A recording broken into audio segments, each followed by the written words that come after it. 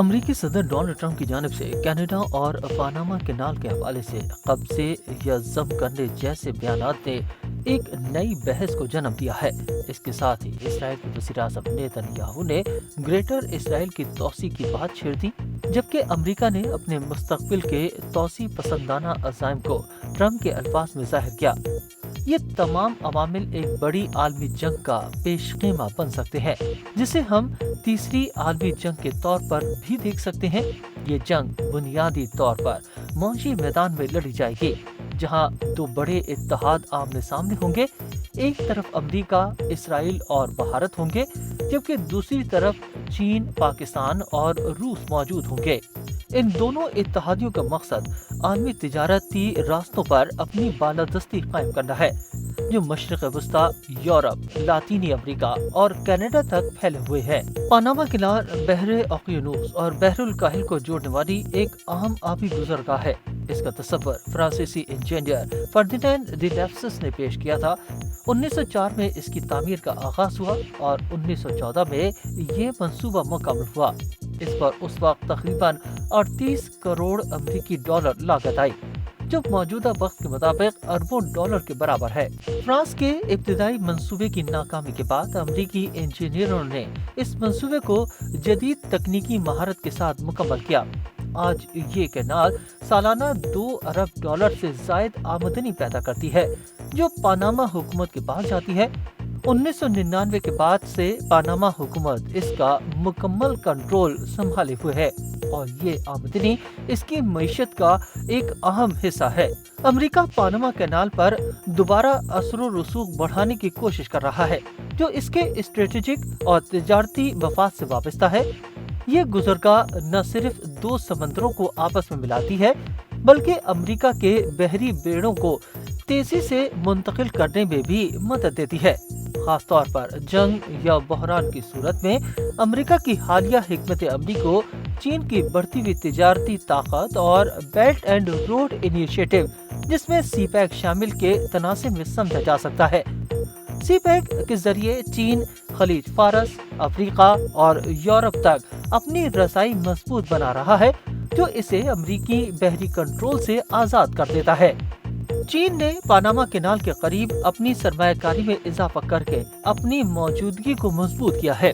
दूसरी जानिब पाकिस्तान ने भी चीन के साथ मिलकर सीपैक जैसी मंसूबे में शमूलियत इख्तियार की है, जो बहरे हिंद में रूस की रसाई को मुमकिन बनाता है।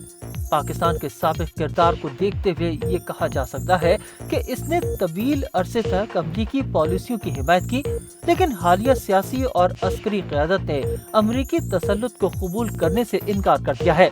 यही वजह है कि अमरीका को दोबारा पानामा कैनाल पर अपनी पोजीशन मजबूत करने का ख्याल आया, ताकि चीन के असरात को महदूद किया जा सके। दूसरी जानिब इसराइल को पहले रोज से नहर सुइस पर कब्जे की ख्वाहिश है। नहर सुइस बहरे रूम और बहरे कल्जुम को आपस में जोड़ने वाली एक अहम आबी गुज़रगाह है, जो आलमी सतह पर तिजारत के लिए बहुत बड़ी अहमियत रखती है।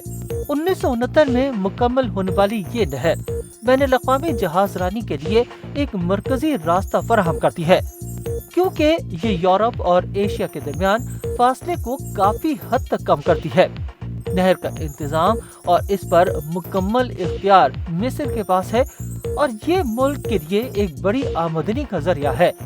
इस नहर से होने वाली सालाना आमदनी 8 से 9 अरब अमरीकी डॉलर के दरमियान है, जो मिस्री हुकूमत को मौसूल होती है और मुल्की मईशत की बेहतरी में इस्तेमाल की जाती है।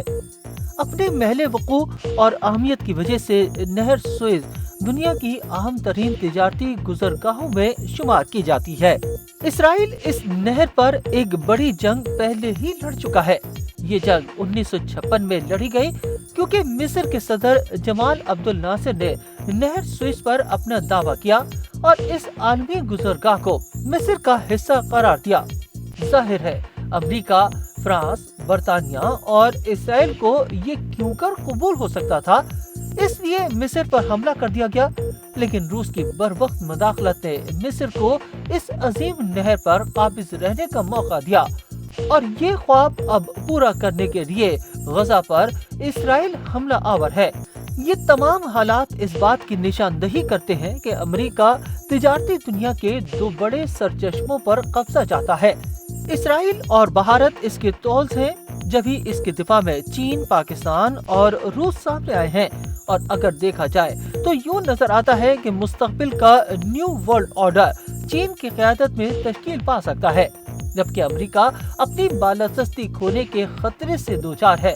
لیکن اس ممکنہ عالمی جنگ میں جو بھی اتحاد جیتے، دنیا کا معاشی نظام ایک نئے دور میں داخل ہو سکتا ہے۔